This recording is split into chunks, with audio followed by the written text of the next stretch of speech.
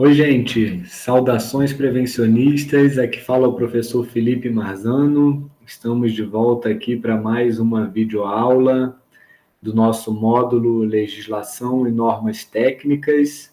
Essa aqui é a nossa segunda videoaula, onde nós vamos abordar a NR de número 1, Norma Regulamentadora número 1, Disposições Gerais e Gerenciamento de Riscos Ocupacionais. Bom, pessoal, em primeiro lugar, é muito importante que vocês leiam a NR1, deem uma lida, como eu já falei na outra aula,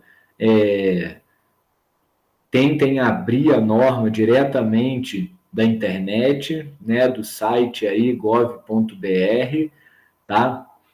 Quando a gente abre lá a NR1, vocês vão ver lá no final da página que tem dois links diferentes, tá? O primeiro deles é o link da norma com a redação que está em vigência até agora, o dia 25 de maio, e o segundo link é o link da norma que vai entrar em vigor agora a partir do dia 26 de maio, tá? Então, toda a nossa apresentação ela já está baseada no novo texto da norma, no texto que ainda vai entrar em vigor, tudo bem?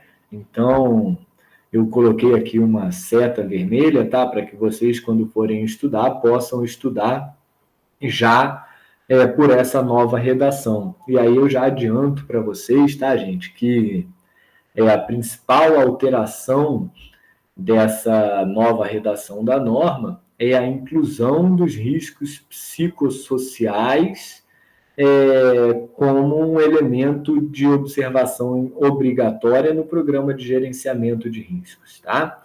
Então, a partir de 26 de maio, de acordo com a nova redação da NR1, o PGR tem que abordar os riscos psicossociais, tá? Então, a gente vai conversar sobre isso aqui nas nossas aulas, vai ver as implicações dessas novas obrigações do ponto de vista prático aí no dia a dia do técnico de segurança do trabalho e dos gestores de segurança nas organizações.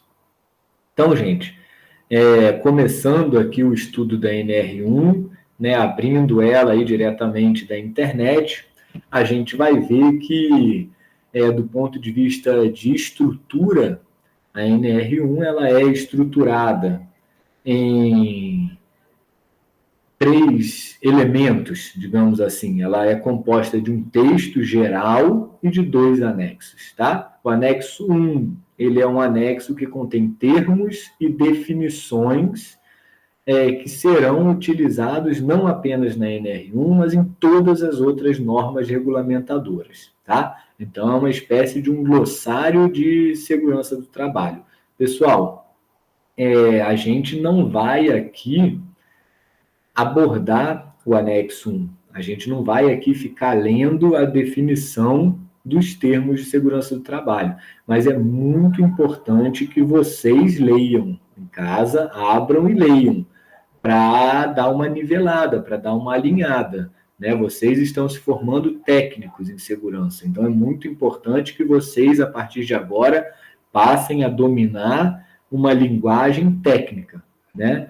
E vocês vão ver que alguns termos eles têm significados um pouco diferentes daqueles adotados numa linguagem leiga, tá? Então é importante que vocês vão lá, deem uma lida e se tiverem alguma dificuldade, nos procurem através dos nossos canais de comunicação, tá? O anexo 2 da NR1 ele é um anexo que trata sobre os requisitos para o ensino à distância, nos treinamentos e capacitações relacionados à saúde e segurança do trabalhador. Gente, essa também é uma inovação na NR1 que veio a atender a uma demanda da realidade, né? Como é o caso de vocês que estão tendo toda uma formação a nível técnico através do ensino à distância, né? A realidade do ensino à distância, ela se faz presente no nosso país já há alguns anos, né? Então, Obviamente, o legislador precisou se adaptar a essa realidade e aí prever, né, requisitos mínimos para o ensino à distância no que diz respeito a treinamentos e capacitações obrigatórios nas questões relacionadas à saúde e segurança do trabalhador. A gente vai ver que algumas NRs exigem que sejam dados treinamentos aos trabalhadores. Por exemplo, aos trabalhadores envolvidos em atividades em altura, trabalhadores envolvidos em atividades realizadas em espaços confinados, trabalhadores que atuam com eletricidade, né? Então, em várias situações, vão ser necessários treinamentos, né? Capacitação da CIPA. Então, a gente vai ver que parte desses treinamentos pode ser feita através da modalidade EAD. E a NR1, ela traz os requisitos para que isso seja possível. Tudo bem?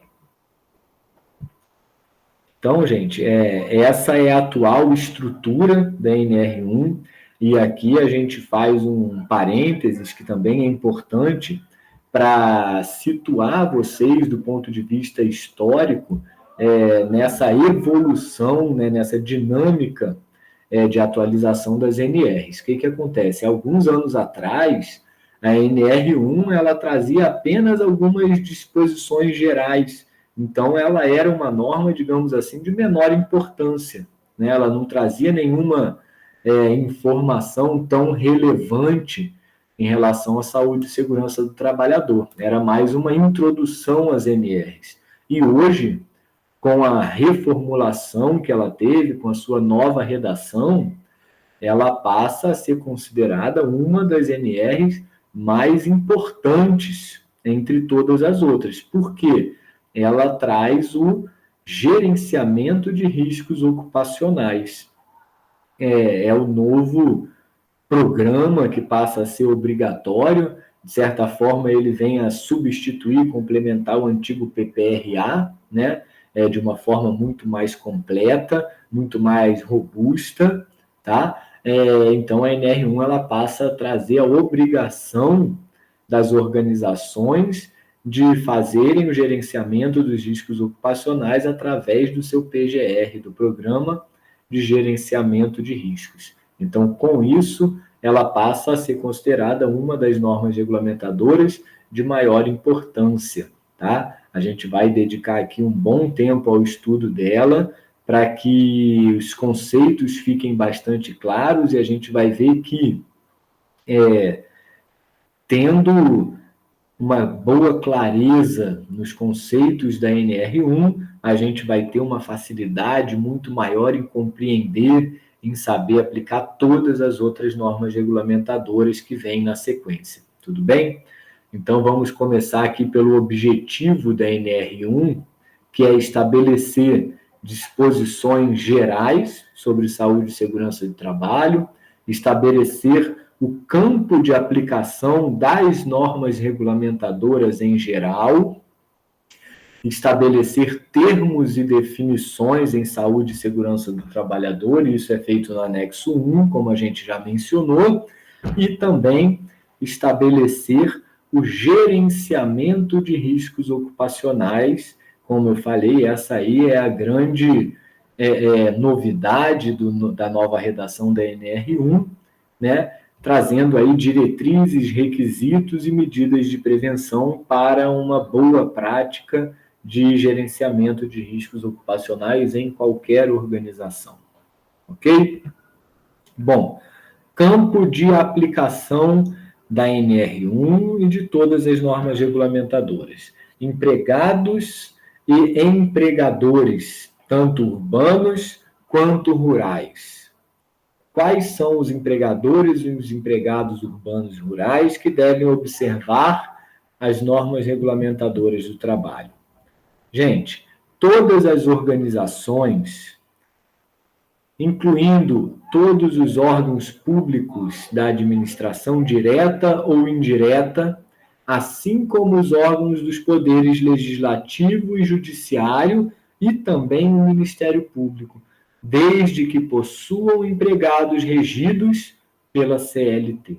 tá?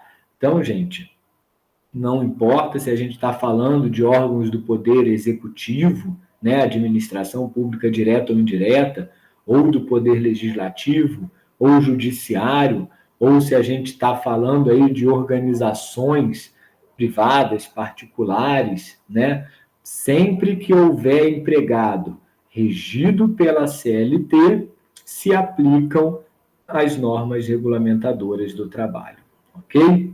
Essa é a primeira informação que vocês têm que ter como um pilar no estudo das normas regulamentadoras, tá? Senão chega lá um momento que você já estudou 1, 2, 10, 15 normas regulamentadoras, compreende bem o seu conteúdo, mas você não sabe a quem ela se aplica ou a quem ela não se aplica. Essa é uma confusão que às vezes a gente vê do ponto de vista prático entre colegas de trabalho, tá? Então, as NRs são de observação obrigatória, aonde se tem empregados regidos pela CLT. Tudo bem? Ok. Nos termos previstos em lei, aplica-se o disposto nas normas regulamentadoras a outras relações jurídicas. Pessoal, que relações jurídicas? Relações jurídicas estatutárias, por exemplo, né? Vamos supor que você aí é um funcionário público, né? Você é regido por algum estatuto, você não é regido pela CLT, então as NRs não são de observação obrigatória lá onde você trabalha. No entanto, se houver alguma lei vinculando, ou seja, prevendo a obrigatoriedade de observação das NRs, elas podem também se aplicar a outras relações jurídicas que não as da CLT, ok? Então, a gente está falando aqui do campo de aplicação das normas regulamentadoras do trabalho. E agora, gente, a gente vai trazer o que a norma coloca como obrigações do empregador, ou seja, do gerador do risco.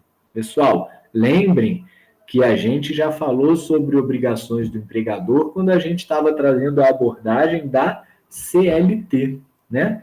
E aqui na NR1 a gente vai ver que é algo mais ou menos semelhante ao que a gente já falou lá na CLT, tá? Então, são obrigações do empregador, em primeiro lugar, cumprir e fazer cumprir as disposições legais e regulamentares sobre saúde e segurança do trabalhador. Então, mais uma vez, não basta que o empregador cumpra, é necessário que ele também faça cumprir entre todos os seus terceirizados, entre os seus fornecedores, entre os seus trabalhadores, ou seja, quem quer que ele tenha algum tipo de relação, ele precisa exigir o cumprimento das NRs. Ele não pode lavar as suas mãos e dizer que os seus trabalhadores próprios cumprem a NR, mas os da empresa terceirizada, ele não pode fazer nada, é um problema dela, tá? Então, a norma ela é bem clara quando ela diz que o empregador deve cumprir e fazer cumprir as disposições legais e regulamentares no interior dos seus estabelecimentos.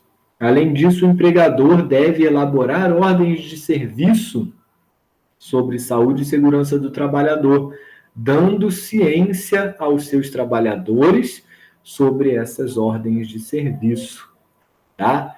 Gente, as ordens de serviço, elas são documentadas, elas são registradas, tá? E o trabalhador, ele precisa ter ciência. O que acontece, gente?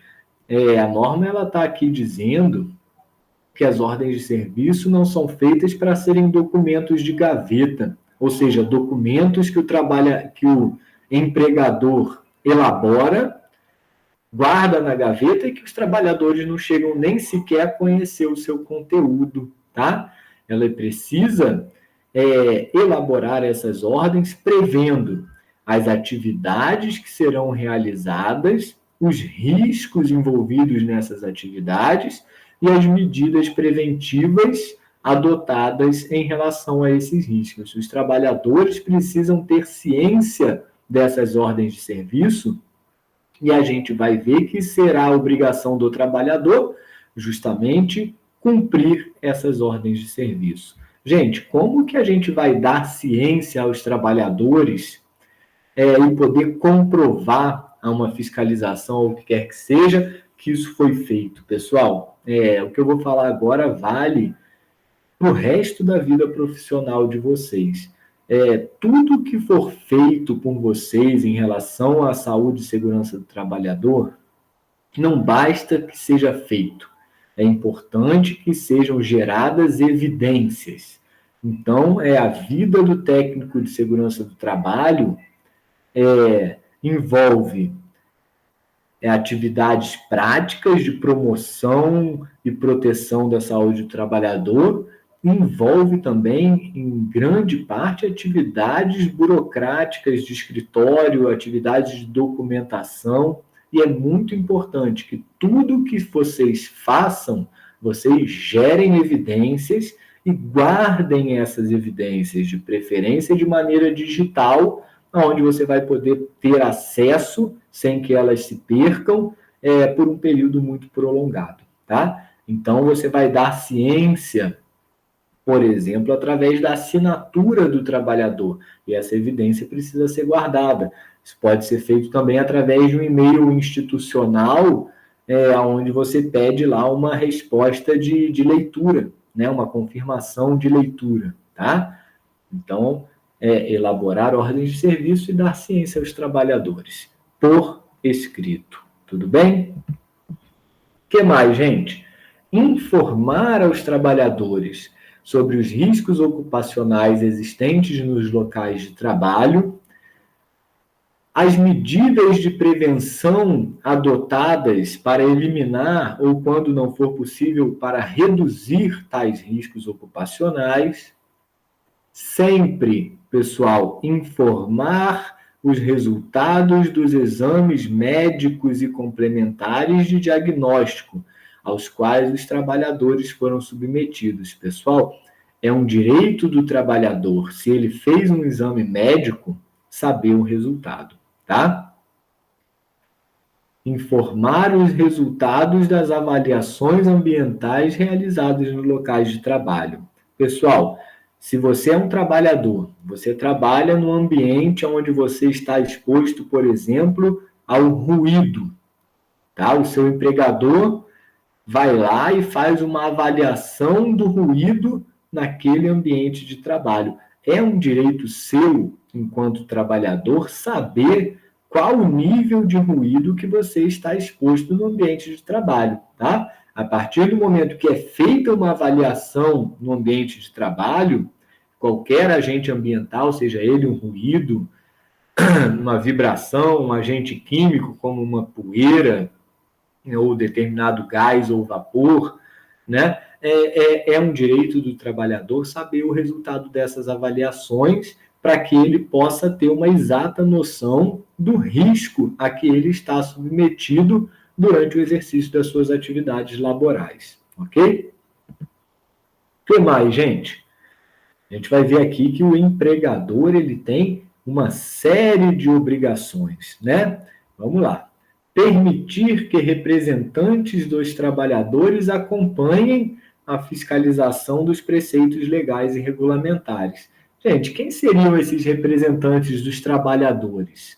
Poderiam ser, por exemplo, membros do sindicato, trabalhadores sindicalizados, ou seja, se a sua empresa, a sua organização, ela vai sofrer alguma fiscalização sobre preceitos de saúde e segurança do trabalho, você tem a obrigação de permitir que representantes dos trabalhadores acompanhem essa fiscalização, tá? Podem ser membros aí do sindicato, podem ser membros da CIPA, né? Membros representantes dos trabalhadores que atuem na Comissão Interna de Prevenção de Acidentes e Assédios, tá? O fato é que é obrigatório que o empregador permita que representantes dos trabalhadores acompanhem as fiscalizações relacionadas à SST, ok? Disponibilizar a inspeção do trabalho todas as informações relativas à saúde e segurança do trabalhador. Pessoal, como eu falei, vocês vão trabalhar com documentos. Esses documentos eles precisam ser armazenados de forma que estejam sempre disponíveis à fiscalização no momento em que forem solicitados. Gente, a gente vai ver que o PGR, o antigo PPRA, eles precisam ser guardados por um período mínimo de 20 anos, tá? Então, se daqui a 15 anos, 16, 17 ou 20, chega uma fiscalização e solicita um determinado documento, esse documento tem que estar disponível. Hoje, gente, isso não é difícil, né? Antigamente a gente tinha aí as empresas com arquivos gigantescos, salas imensas, cheias de arquivos em papel, né? Hoje em dia nada mais disso é preciso. A gente armazena nos computadores, armazena nas nuvens, tá? Então, hoje não há mais desculpa de que determinado documento está lá na matriz, ou está numa filial, ou está no outro estado e precisa de uma semana para chegar até a mão de um fiscal, tá? Hoje as informações precisam estar disponíveis de maneira imediata. Tudo bem? Vamos lá, gente. Determinar procedimentos que devem ser adotados em caso de acidente ou doença relacionada ao trabalho, incluindo a análise das suas causas. Pessoal, o empregador precisa determinar o procedimento, ou seja, o que ele vai fazer se acontece um acidente, se acontece uma doença relacionada ao trabalho, e aí vocês vão ver que doenças relacionadas ao trabalho, para todos os fins, principalmente previdenciários, também são equiparados ao acidente de trabalho, né, gente? O principal objetivo nosso, técnicos, engenheiros e profissionais prevencionistas, é justamente o quê? Evitar a ocorrência de um acidente, evitar o desenvolvimento ou o agravamento de uma determinada doença relacionada ao trabalho, mas a gente sabe que mais cedo ou mais tarde, a gente vai se deparar com um determinado acidente, vai se deparar com a ocorrência de uma determinada doença, né? Então, a gente já tem que ter procedimentos para quando isso acontecer. O que a gente vai fazer? Né? O que a gente vai fazer? Como a gente vai encaminhar, né? Como a gente vai encaminhar o ferido? O que a gente vai fazer? Principalmente, como a gente vai analisar esses eventos no sentido de evitar que eles ocorram novamente, tá? Então, é uma obrigação do empregador determinar o que vai ser feito no caso de um acidente ou uma doença do trabalho, principalmente como ele vai proceder para analisar as causas que contribuíram para a ocorrência desse evento indesejado, ok? Beleza. O que mais, pessoal? Implementar medidas de prevenção no ambiente de trabalho. Ouvidos os trabalhadores. Pessoal, isso é importante, gente. A participação dos trabalhadores na sugestão das medidas de prevenção é muito importante. Nós aqui estamos nos formando na área de segurança do trabalho. Pode ser que vocês venham a trabalhar em indústrias, em setores que vocês não estão acostumados. Então, se por um lado vocês são especialistas em matéria de segurança do trabalho, pode ser que os trabalhadores que já são envolvidos com aquelas atividades há mais tempo, que conhecem todos os pormenores, conhecem os detalhes, conhecem ali o pulo do gato que precisa ser feito pelo trabalhador para conseguir realizar as suas tarefas, essas pessoas elas têm muito a contribuir no sentido de sugestão de medidas de prevenção que sejam eficientes, que sejam eficazes e que permitam que eles continuem realizando os seus trabalhos.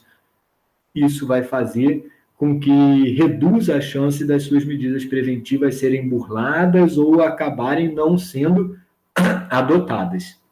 Tá? Então, o legislador ele deixa claro que é uma obrigação do empregador implementar as medidas de prevenção e que, para isso, ele deve ouvir os trabalhadores. Tá? Não significa que ele é obrigado a adotar uma medida de prevenção sugerida pelo trabalhador, mas ele deve escutar o trabalhador, ok? E aí, pessoal, eu trago aqui nesse slide algo que a gente vai voltar várias vezes, a gente vai repetir, isso vai acabar soando para vocês como um mantra, que é a hierarquia das medidas de prevenção. Gente, aqui já na NR1, ela fala que as medidas de prevenção devem ser adotadas de acordo com a seguinte ordem de prioridade. Isso significa de que o número 1, ele tem prioridade em relação ao número 2. O número 2 tem prioridade em relação ao número 3, que por sua vez tem prioridade em relação ao número 4. Está falando de uma hierarquia. Beleza, gente? Então, pessoal, em primeiro lugar, o empregador vai adotar medidas de prevenção que visem a eliminação dos fatores de risco. Tá? Se isso não for possível, ele vai adotar medidas de prevenção que visam a minimização e controle dos fatores de risco, através de quê? Da adoção de medidas de proteção coletiva. Pessoal, vocês vão ver que as medidas de proteção coletiva são aquelas medidas que abrangem um grande número de trabalhadores simultaneamente e que não dependem da ação de nenhum desses trabalhadores para protegê-los contra os riscos a que eles estão expostos, tá? Então, por isso, elas costumam ser muito mais efetivas. Normalmente, a gente está falando de medidas de engenharia, ok? Em terceiro lugar, a minimização e controle dos fatores de risco com a adoção de medidas administrativas ou de organização do trabalho, tá? Gente, então se eu tenho um risco, eu não consigo eliminá-lo, ou seja, eu tenho que conviver com ele, faz parte do meu processo produtivo. O que eu vou então fazer? Em primeiro lugar, eu vou pensar em adotar uma medida de proteção coletiva. As medidas de proteção coletiva normalmente vão ser diretamente na fonte ou na trajetória entre a fonte emissora do risco e o trabalhador, tá?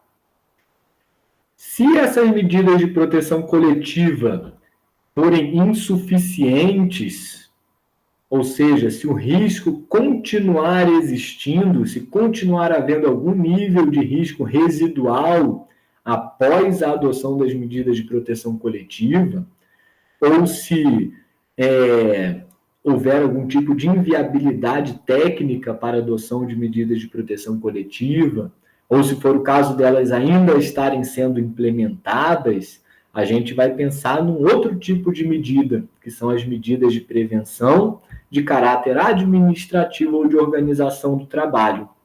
E aí a gente pode dar um exemplo do rodízio de trabalhadores, ou seja, se você tem um determinado risco e você não deseja expor os seus trabalhadores de maneira contínua a esse risco, você pode fazer um rodízio, é uma medida de organização do trabalho. A gente pode estar falando também da adoção de pausas durante o trabalho, são medidas de organização do trabalho, né? Você evitar que o trabalhador permaneça muito tempo seguido exposto a um determinado risco, como ruído, como a repetitividade de movimentos, de mãos e braços, né? E por último, a adoção de medidas de proteção individual, gente. E aí está marcado em vermelho, tá? Para vocês saberem, pessoal, que o uso do EPI, ele é a última medida na ordem de prioridade determinada na NR1. Então, pessoal, muita atenção, porque é um erro comum que a gente vê entre colegas de trabalho. Recomendarem EPIs antes de considerarem a adoção de medidas de proteção coletiva ou a adoção de medidas administrativas e de organização do trabalho, tá? Então, o EPI, ele vai ser necessário para tratar riscos residuais, riscos que tenham permanecido mesmo após a adoção das medidas faladas anteriormente. Vamos dar um exemplo, gente? Vamos supor que a gente tem no ambiente de trabalho uma máquina que emite um nível de ruído muito elevado, tá? O que a gente vai fazer? A gente vai propor uma medida de engenharia de enclausuramento dessa máquina, tá? A gente vai enclausurar essa máquina, reduzindo o nível de ruído transmitido no ambiente de trabalho. O que acontece? Mesmo após a adoção dessa medida de enclausuramento, o nível de ruído nesse ambiente de trabalho permaneceu muito elevado, permaneceu acima do nível de ação, que é um nível que vocês vão ver em outras aulas, o que ele representa, tá? Então, medidas de prevenção continuam sendo necessárias, tá? Então, a gente vai pensar aqui em medidas administrativas ou de organização do trabalho. Por exemplo, vamos pensar aqui em fazer um rodízio de trabalhadores de forma que os trabalhadores passem menos tempo nesse ambiente em que existe a máquina ruidosa, que eles possam realizar parte do seu trabalho em outros ambientes de trabalho sem exposição a esse risco físico que é o ruído nessa intensidade, ok?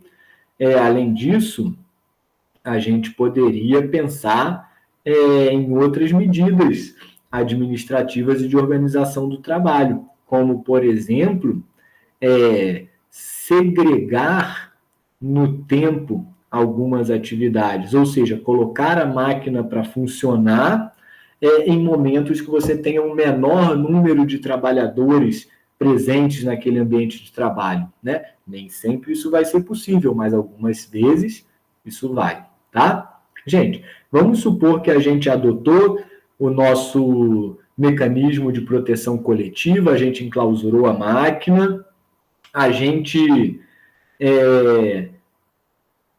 adotou medidas de organização do trabalho de forma que o trabalhador possa passar menos tempo exposto a esse agente. No entanto, a dose de ruído recebida pelo trabalhador continua muito alta, acima do que a gente chama de nível de ação. Nesse caso, vai ser necessário, então, a adoção de medidas de proteção individual. E aí a gente pode estar falando o quê? Da recomendação do uso do EPI, no caso do ruído, a gente tem os abafadores do tipo concha, ou então do tipo plug, né? A gente pode estar falando de treinamentos, a gente pode estar falando do acompanhamento médico, são medidas relacionadas ao trabalhador. Muito importante, gente, a gente comentar aqui com vocês que quando a gente distribui um equipamento de proteção individual, acaba que a responsabilidade sobre a proteção contra o risco ela é transferida ao trabalhador. Se o trabalhador ele não utilizar o equipamento de proteção individual da maneira adequada, ele não vai protegê-lo da melhor maneira contra o risco. Da mesma forma, se o trabalhador não utilizar durante todo o tempo que ele está exposto ao risco, ele não vai estar protegido da maneira que a gente deseja. Existem aspectos como interferência das próprias características do corpo do trabalhador, como formato da face, formato dos membros do corpo, que podem atrapalhar, por exemplo, uma vedação adequada de uma máscara contra gases ou vapores, né, contra riscos químicos.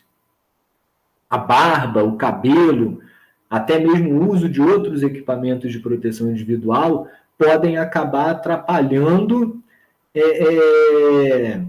a efetividade daquele equipamento de proteção individual. Então, por essas e outras, ele é o último elemento na ordem de prioridade das medidas preventivas que o empregador deve adotar no gerenciamento dos riscos ocupacionais.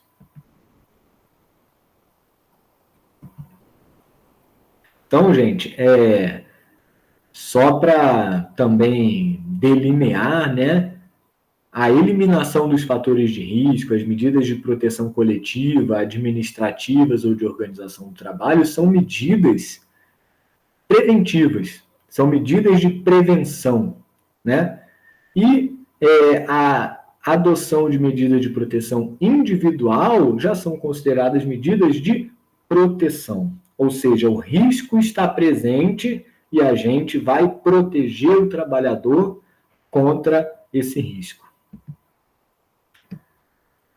Para completar, em relação a obrigações do empregador, gente, nas organizações obrigadas a constituir a CIPA, e aí, no momento oportuno, a gente vai ver que não são todas as organizações que precisam constituir CIPA, mas quando for necessário e obrigado, cabe ao empregador incluir regras de conduta a respeito do assédio sexual e de outras formas de violência nas normas internas da empresa. Gente, isso veio também com a nova redação da CIPA, da NR5, e a NR1 se adaptou a essa nova redação, que traz o combate ao assédio, tanto ele sexual quanto moral, e compreendendo também outras formas de violência, como uma das atribuições da CIPA, levando em consideração que essa questão do assédio é algo muito recorrente na realidade atual do trabalho no Brasil, houve a necessidade de incluir esse elemento, tanto na NR5 quanto aqui na NR1, tá? Além disso, cabe ao empregador fixar procedimentos para receber e acompanhar denúncias, apurar fatos e aplicar sanções administrativas aos responsáveis pelos atos de assédio sexual e de violência, garantindo sempre o anonimato da pessoa denunciante. Pessoal, te viu aqui que são várias obrigações que o empregador tem no que se refere à saúde e segurança dos trabalhadores. Gente, em nossa próxima videoaula, a gente vai abordar as obrigações do trabalhador no que diz respeito à matéria de SST. Gente, não deixem acumular dúvidas. Se vocês tiverem dúvidas, comentários ou sentirem necessidade de algum apoio, não hesitem em entrar em contato pelos nossos canais de comunicação. Tudo bem? No mais, é isso. Na próxima videoaula, a gente segue o estudo da NR1 e, por enquanto, desejo a todos bons estudos, fiquem com Deus, saudações prevencionistas e até a próxima.